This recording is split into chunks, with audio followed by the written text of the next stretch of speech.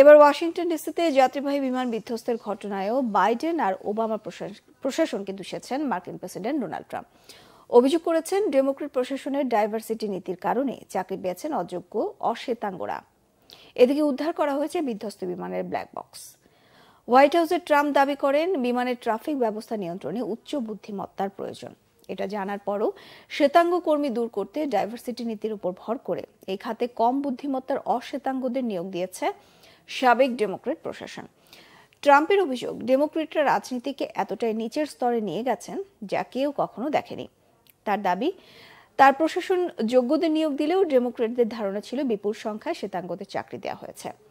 বিমান বিধ্বস্তের ঘটনায় রাষ্ট্রীয় বিমান পরিবহন কর্তৃপক্ষ FAA-তে ভারপ্রাপ্ত প্রশাসক নিয়োগ দিয়েছেন তিনি। এদিকে সুষ্ঠু তদন্তের জন্য পর্যাপ্ত সময় লাগবে উল্লেখ করে আগামী 30 দিনের মধ্যে প্রাথমিক প্রতিবেদন প্রকাশের আশাবাদ জানিয়েছেন জাতীয় যান চলাচল সুরক্ষা বোর্ড NTSB। স্থানীয় সময় বুধবার রাতে ওয়াশিংটন ডিসির পটোমেক নদী থেকে বিধ্বস্ত বিমানের ব্ল্যাক বক্স উদ্ধার করা গেছে। ওই দুর্ঘটনায় যাত্রীবাহী বিমানের 64 আরোহী আর সামরিক হেলিকপ্টারে 3 সেনার সবাই নিহত হয়েছেন।